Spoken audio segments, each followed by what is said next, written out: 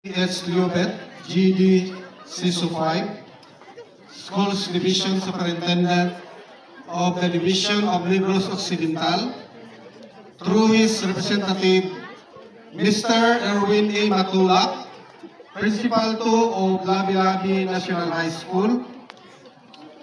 Sir, I have the honor to present to you the candidates for graduation of Andres Gumban Memorial National High School, school year 2023-2024, with the following track or strand: TBL CSS or Computer System Servicing, male 5, female 27, total of 32.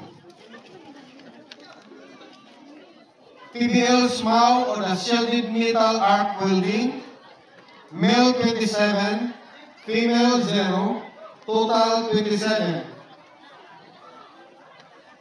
TBL FDS or the Food and Beverage Services, male 5, female 11, total 16. For academics, HUMS or the Humanities Social Science, male 7, female 25, total 32.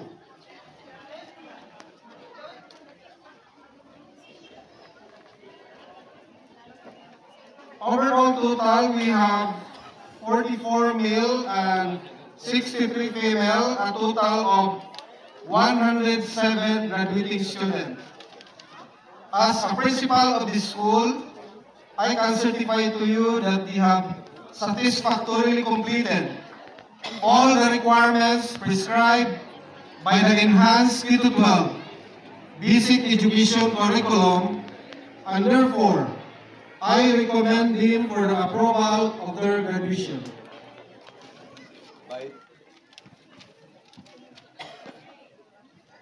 By the virtue of the authority vested in me by the school's division superintendent, Anthony H. Liobet, GD CISO 5 of the Department of Education's Schools Division of Negros Occidental, who has been authorized by the Vice President and Secretary of Education, Honorable Zara Zimmerman Duterte, through the Regional Director of Region 6 Western Visayas, Dr. Amer B. Oiteco, CISO 3, to confirm the graduation of senior high school learners, and upon the recommendation of the Principal, Gualberto C. Layagi Sr.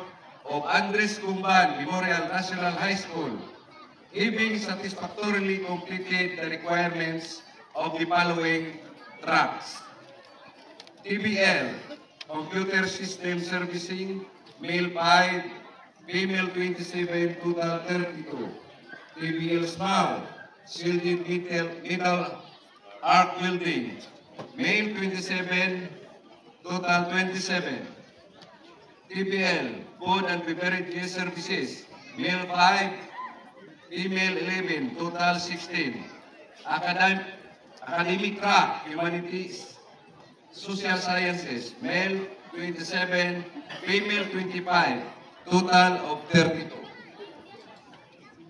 Of the senior high school program under the K-12 basic education curriculum, I hereby confirm and approve the graduation of 107 students of Andres Gumban National High School for school year 2023-2024.